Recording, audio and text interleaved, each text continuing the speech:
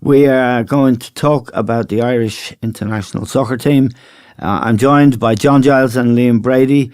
We've had two games, one in Georgia on Saturday where we drew, and it was an unimpressive performance. And last night in Geneva, Switzerland beat us 2-0, which means that we have to beat Denmark in the Aviva Stadium next month to qualify for the European Championship. So we're not dead and buried, but it hasn't been a great start. Liam, the two matches, when you take them together, the performances in possession of the ball and in terms of attacking, very poor, although you can't deny the courage and spirit of the Irish lads.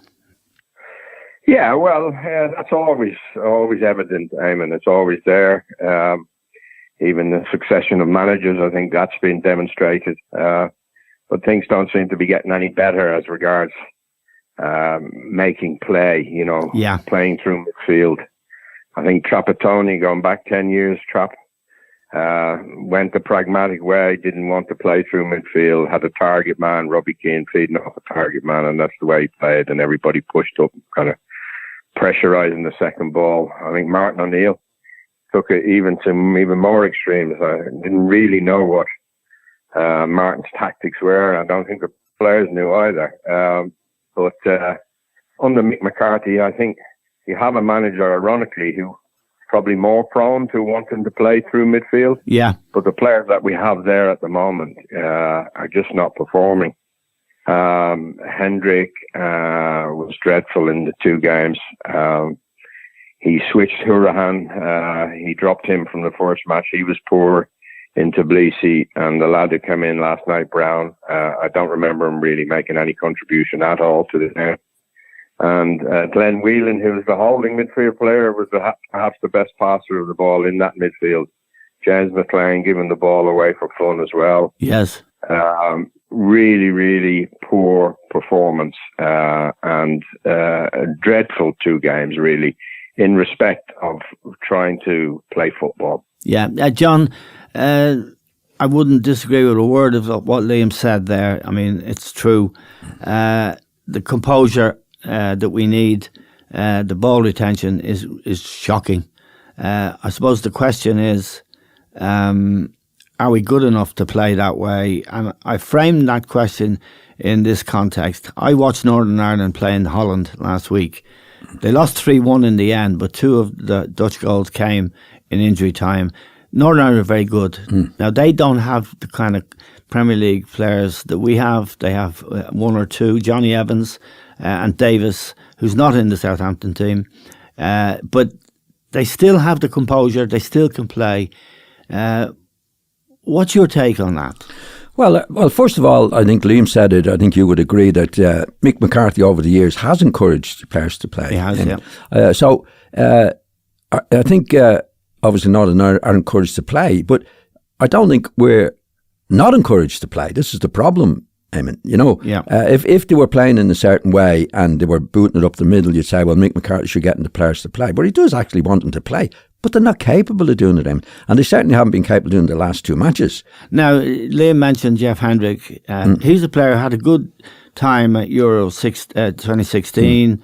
He has played for Burnley a lot in the Premier League, although he's in and out this year. He scored in his last Premier League game, actually, but he was really poor in the two games. I don't think he's played well since 2016 for the Irish team. Anyway, I don't see him every week at Burnley. But he's not up to scratch, that's for sure. Hourihane is okay, but Brown was missing. Out of his depth. His depth. So we'd like to be fair to Mick, when you see the players, I mean, I don't think you can pick any players, outstanding players that are not playing. Yeah. I think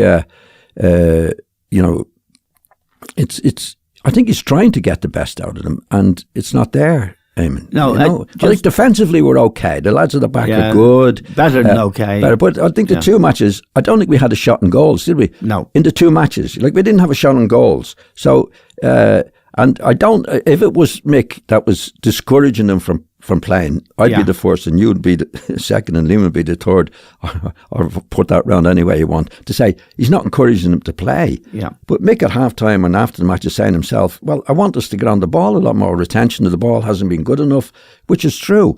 But again, what does he do about it, Eamon? You know, like if there was outstanding players playing out there and saying, well, I think Joe Blogg should be playing, he should be playing, he should be playing, that hasn't been the case. Liam, it's hard to argue with what John's saying, isn't it? Because we know from Mick's reputation, he always was much more inclined than Trapp or Martin O'Neill to let the players play a passing game. Yeah, he mixed it up, didn't he? He went for both, whereas neither O'Neill or Trapp wanted to go through midfield. But Mick likes to mix it up. I think he's left himself open to a bit of criticism. I think we miss McGoldrick big time in the two games, because he does lead the line very well, and he links up, and he's skillful, and he's intelligent. Like he's getting on in years, but he's still probably the best option that we've got up there. But in midfield, I just looked at a few things this morning. James McCarthy played for Crystal Palace in the Premiership on last Saturday. He played against West Ham, Liam. I saw him. I saw the game. Yeah. And he wasn't considered, not even for the squad, and Mick might be saying, well, he's not really played that much, but the players in the squad haven't played that much, you know? Yeah. So I think he's left himself open there. I think McCarthy would be a much better option than someone like Brown, who's playing in the Championship. And up front, you know, to have the lad Collins playing when you've got Shane Long, who's starting for Southampton on occasions in the Premier League, and we know that Shane has had a terrible drought of goals playing at international level, but he is playing in the Premiership, and he has in the past done it for Ireland. So to have Collins in, who looked to me again like a player completely out of his depth, I think Mick has. There is grounds there for being critical of his selection of the team and the squad. Yeah, you made the point on television last night, Liam, and I strongly agree with you about Shane Long. Shane Long started the last Southampton Premier League game, and as you said on television last night, despite the fact that he's not a prolific goal scorer, he's got pace, he stretches defences, he's an experienced international player, and he has got the odd important goal for Ireland, the one against Germany, of course, being the most memorable of them. But John, I just ask you, because I put that point to you the other day about Shane Long being out of the squad, and you seem to think you didn't seem to have a problem with that. I'd have a major problem with that, John. Yeah, well, I'd say it could be in it, but I wouldn't say it was a problem. I haven't seen Shane Long play. You know, I've seen him play now for a while, and for Southampton when he's come on or started. And he's been very, very poor, Eamon. Now, I mean poor in his attitude. You know, there was no life about him. There was no go to him. And if I were the international manager and went to see him playing for Southampton in recent times, I wouldn't have picked him, right, to be honest. Now, I think he's done it in the past, but that's no good to us now. No, but I think the point that Liam and I are making about this particular selection, not to hammer Mick McCarthy or anything, it's just to say, you know, as compared to Collins, who's playing for Luton Town, Shane is vastly more experienced and has actually more weaponry, notably the pace to make those runs if you have to go long. Yeah, well, I would agree with you up to a point on that. But if you're looking at Shane Long playing the way I saw him playing, what I'm saying is I would be very reluctant. Now, I would have Shane Long before Collins. Yes, but that's not saying an awful lot, Eamon. I think the big mistake Mick made actually was not playing Connolly, first of all, in the first match and the second match. Yes. Right, putting him on with 17 minutes to go. It was, you know, I think that was wrong. He was an outstanding player a couple of weeks ago playing for his club team against Spurs, scoring 2 goals. I think he should have been on. I think he should have been on last night. And Mick was saying before the match last night, I don't want him playing up front on his own. Yeah, why not? No, in the future, you didn't need Collins with him, you know, because Collins is not going to contribute anything to what. But that's an extra, really. You know, these are things that we could say Mick could have done. Would he have made much difference to be quite honest, I don't think it would have made much difference, Eamon, with the all-round players that we have in midfield, because the midfield are going to supply the attackers, and the fact is, despite the fact that Collins, I don't think, is good enough in that, they didn't give him any chance. Anybody didn't give him anything to work on. So you'd have to go back to the midfield players, really, and we're talking about 4 midfield players that none of them did anything in the last two matches that we played. Yeah. Now, Liam, on the question of Connolly, he had, you mentioned shots on target. He was only on for about 14 minutes in Georgia, and he had 2 shots, one of them in the side net, and then one actually the keeper saved. He looks a very good player, Liam. He's playing for Brighton. He played really well, as you said last night on television against Spurs. He was outstanding. Not just the goals he scored. He looks the real deal, doesn't he? And even last night there were signs. He's well balanced. He's alert, and he's confident. It's a quick game, and he's able to control the ball. He's able to turn quickly. Things like all the things that we don't really have in the team from a front player. Yeah. So and I agree totally with what John said. I think it would have been a great time to give him his debut against Georgia. A much easier game for him. Get him in with the lads that he's going to play with against Switzerland. Let's get some sort of kind of experience of playing with one another. Yeah. And I really do think that was an opportunity missed, not only for Aaron Connolly to play, but also to play well and give the team a bit more confidence going into the Switzerland game. Yep. And the way we played quite frankly, the way we played against Georgia until Connolly came on was dreadful. Yeah. And, it's not a tap. You can't just turn on form and you've got to be playing consistently well, particularly if you're going into play a decent side like the Swiss. A lot have been made of the Swiss. They're not world beaters, I mean. They're all right. They're organised. They're a big physical team. But we didn't really test them in any way, shape or form. First 20 minutes of the second half, we had a lot of possession. Yes. But we never really, John said, we never really had any shots on target, And that's where I think that we did miss someone like McGoldrick to lead the line. Yeah. But no, Connolly should have played from the start in Georgia, and I think Mick made a mistake there. If we go and beat Denmark and we qualify, or even if we qualify to a likely playoff, well, all will be forgiven. But the form in these 2 games has been pretty difficult to watch, to be quite honest. Yeah, I mean, I would say, John, for what it's worth, and I think it's worth a lot. No, I would say that the perfect front 2 against Georgia would have been Shane Long stretching him and this kid Connolly. It would have really been potent. There's another thing I would like to say. Liam referenced Glenn Whelan. Now, I've tortured Glenn Whelan over the years, but I thought he was magnificent last night. But his overall game was good. He made a block with 5 minutes to go, certain goal. He got his body in there. He really was our best player. And he played okay in Georgia as well.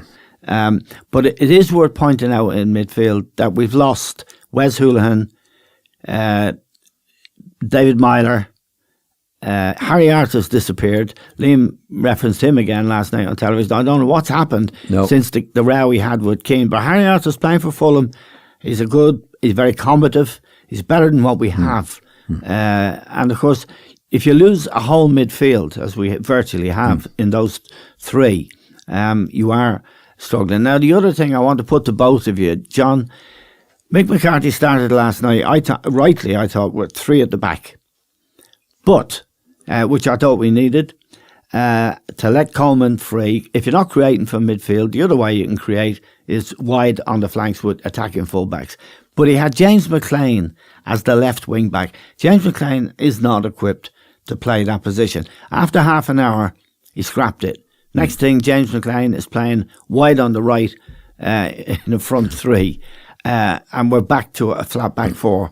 It shows signs that Mick doesn't really know how to solve the problem he's confronted with. Well, it's a big problem, Eamon, because he doesn't have the players, Yeah. So we spoke about this yesterday, and I wouldn't agree with what you're saying. I think that the back 5 were a solid part of the team.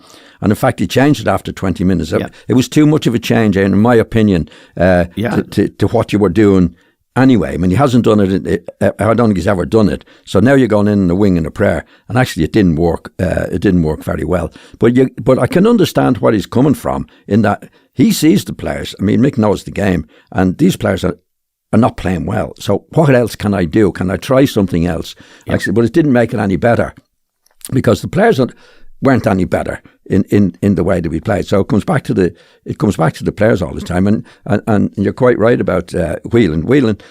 But he was the best midfield player that we had in the last two matches. Yeah. But that's telling us something as well. Yes, it is. You know what I mean? Yeah. Like and he's always been a warrior. He's always done his best, and he's limited in what he. But he was our best midfield player in the last two matches, which can't be right. Yeah. You know, like he should be what he is, and he's supporting the players to do what they were doing. But he was our best midfield player. So that shows you how bad we were for selection in the middle of the field. Definitely. Liam, last night you said, you asked the question, where's Harry Arthur? The other player, he appears, and I think you used the phrase bombed out. Harry Arthur may be bombed out. Kieran Clark started for Newcastle against Manchester United when they beat Manchester United again in the last Premier League game. Now, Kieran Clark isn't in the squad. I think what's happening, Eamon, is Mick is wants to be loyal to the lads who went through the first four games unbeaten. You know. Yeah. What did we do? We went away to Gibraltar. We won. We beat Georgia at home. Then we went away to Denmark, and we got a very creditable draw. Then we got that draw against Switzerland. And he's kind of said to himself, I think he said to himself, well, we're doing okay. We're on course now to qualify. I'm very satisfied with the amount of points that we've got. Haven't been beaten by either Denmark or haven't been beaten by Switzerland. And I'm going to stick with these lads. And I think that's why he ignored Connolly at the weekend against Georgia. It was like, no, he's okay. He's played one game. He's a new kid on the block. But he's not ready to. I'm not going to push anybody out. I'm not going to drop anybody. Let them back in the team. And I think that can be said for the likes of Kieran Clark. It's a question mark. He's playing in the Premiership for Newcastle. He must be good enough to get in the squad. Yeah. Shane Long is playing in the Premiership for Southampton. He must be good enough to get in the squad, particularly if McGoldrick is out. Matt Doherty is another one, Liam. There's the question. McCarthy, I mentioned, he played for Crystal Palace in the Premiership. He's not in the squad. I think that Mick has decided after those first four games that this is the group of lads that are going to, I'm going to stick with them all the way. And I think it's a mistake, to be quite honest. Yeah. Because let's face it, Georgia and Gibraltar, you shouldn't be really judging players in those matches. No, John, Matt Doherty, I'd like to ask both of you, Liam and you. I'll ask you. There's another one, you know. Yeah, he's a very, very composed player. He's got more composure, that lad, than any of our midfielders. Yes, he had to. And he's willing to accept the ball. So I think we missed an opportunity. We missed a trick there in not playing him in the Gibraltar home match and in midfield. Yeah. And get him in the team. I think Mick is not getting our best players in the team. Right. And now, if he goes and qualifies, nobody will care. And certainly my opinion won't matter a jot. However, I'm just giving you my honest opinion now, Eamon. Yeah. I think we've got players, better players than he's playing, and not in the team. John, I have to put it to you that I totally agree with Liam. You've got Shane Long, Kieran Clark, Matt Doherty. I think Doherty is a really first-class player. Now, I don't know if there's any history between him and Mick. I think Mick did bring him to Wolves, but he scores a lot of goals as a wing-back for Wolves. Now, he is a right-back. Is there a way you can get him in the team? I mean, Liam suggested he might play in midfield, and I put that to you, I think, when we were talking off air, and you weren't mad about the idea, and I'm not mad about the idea as a general rule of good fullbacks, footballing fullbacks going into midfield, because it's a whole different ball game. I think the point Liam's making is interesting. You have to try and get your best footballers into the team. Yeah. Well, I agree. Well, everybody agrees with that, Eamon. And if you're talking about, first of all, just go back to Clark at Newcastle, who was injured, got into the team. But and I think he should be in the squad. would he be in the team? Because the lads who have played at the back have been really, really good. They have. You know what I mean? Right. It's not as if they played badly. No, John Egan, very good. I agree with that, John. I agree. Yeah, I'm not saying you're saying that, Liam. You know, I agree. If Clark is playing, if he's playing in and he's a good player, he's an experienced player, should be in the squad, but he should be in the team. But we haven't lost matches because of that. Right. Okay, no, you're absolutely right. And in the left back position with Doherty, I think Doherty is a very, very good player. Can he play in midfield? I don't know. Yeah. I've never seen him there. I can understand it from Mick's point of view that if you're going in one of the friendly matches, definitely you have to put somebody in that position, Eamon. Now he played against Gibraltar on a bad day, and he was lost. In my opinion, there was a hurricane. It was a bad day. So, but I've never seen him play in midfield. When you see somebody playing as a wing back like he does, it's a different game altogether. Totally, because he's relying on players as a wing back to supply him with the ball. Yeah. When you put him in midfield, now he's the one that has to supply the ball. Yes. Can he do it? I don't know. No. Right? But we should be able to find out by playing him there, for example, against Georgia. Well, that's a competitive match, Eamon. You know, Georgia are not good. But if you play him in that position, for example, and in the midfield position, and he doesn't play well, then we'd be the first to say, well, what I would anyway, to say, what's he putting him in? He's never seen him play there before. So I think you have to actually see the players in a dramatic position. I think he's a terrific player. And I think it's a shame that he's not in the team. But to be fair to that, the playing Stevens at left back played really well again last night. Yes. You know, so it would be a choice between them at the moment. He's not going to be in front of Coleman. No. Can he fit into midfield? I don't know. But I wouldn't put him in any of the competitive matches against Georgia or last night in midfield until I knew what he could do. Okay, Liam, before we started, while we were waiting to call you up, John said to me, I wouldn't like to be taking this team over, this squad. I wonder if you'd like to be taken over. And this is a way of saying, I suppose, that it's probably the most limited squad of players, particularly in an attacking sense, that we've ever had in this country.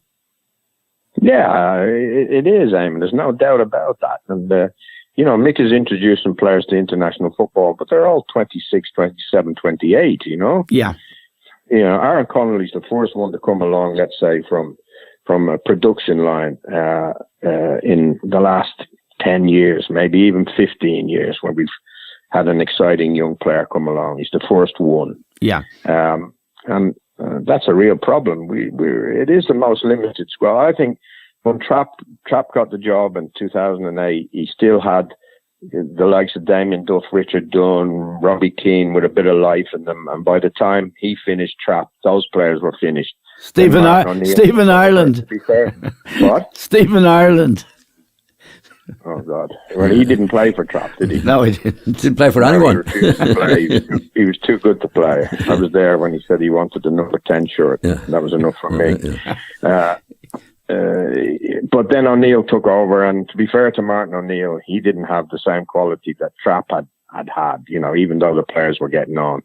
And it's got worse.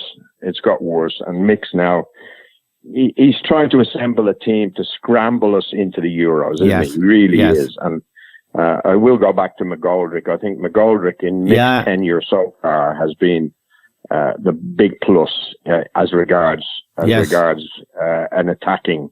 In an attacking sense, I think he's been the biggest plus. But whilst he's been the biggest plus, we've seen James McLean lose his form. And, I'm not seeing James play as bad as he did last night against Georgia. And he even against Switzerland at home, he was really, really poor until that tenacity and determination kept him going in the last 10 minutes. And he had a big say in our equalising goal because he keeps going. But he's bang out of form, he's bang. Jeff Hendrick looks as if he's lost all confidence to want the ball, to accept responsibility to get on the ball. And, as we're saying, this is perhaps the poorest Irish team that we've seen. Yeah, John, I think that's really, to be fair to Mick McCarthy, that is the truth of the situation we're in now. Yeah. And, coming up to the Denmark game, I just asked both of you one last question really about this. How would you, all players being available, how would you set the team up for that game? Actually, Seamus Coleman is not available because of his red card last night. Very unfortunate red card, I must say. Yeah. Well, Doherty comes in, Eamon. Yeah, obviously. No problem there. That's it. So Doherty will be in the team. And again, now I'd be taking a chance. I think I'd play Bourne from Shamrock Rovers in the middle of the field. Right. I think Hendrick has been very... None of the midfield players have played well, apart from Whelan. Yes. So, again, you're a little bit of a wing and a prayer, but my attitude to that way, well, it can't be any worse. Whatever. Would you play Connolly and Long up front? Yeah, I could do that, yeah. But you play Connolly and McGoldrick, John, wouldn't you? Oh, McGoldrick, yeah. Sorry, Liam. Yeah, I say McGoldrick. He won't play Jack Bourne. I like Jack Bourne. What I saw against Bulgaria, there was a kid who wanted to get on the ball. I know Bulgaria and England beat them 6 the other day in Bulgaria, so they've lost their way completely. And we beat them comfortably as well. But Jack Bourne showed what the other midfield players should be doing, didn't he? Well, that's what I would play him. Yeah, the play, confidence on the ball. He looks the player, Liam. No. That's to say, you're not going to lose. You're not going to lose anything by it. If you put him in for Hendrick, hasn't done it for the last while. O'Dowd might be a player that you'd put in there, Liam, because it's the midfield that's the problem. It's like sticking a pin in it, Yeah. He will stick with Glenn Whelan. You probably won't play him against New Zealand in the friendly before the Danish game, but if Glenn's fit, I think he'll be in. And it's the two lads beside him. The back four picks itself, I think, with Doherty coming in for Coleman. It's the two lads you play alongside him, alongside Glenn, that we'd probably all have different opinions. I think if James McCarthy gets a run in the Crystal Palace team, he comes into the equation. Jeff Hendrick, he's a hard player to drop because you watch him play for Burnley, he does well, and he gets goals. One in every 4 or every 5 games, he pops up with a important goal. It's difficult. Hourahan comes into the equation. As John said, O'Dowd comes into the equation. It's not easy picking a midfield, is it? Well, Liam, if we have a friendly match, which we say against New Zealand before we played a competitive match, well, put these lads in then. Go and put them in and see what they can do. At least you're going to see what Bourne can do at that level, and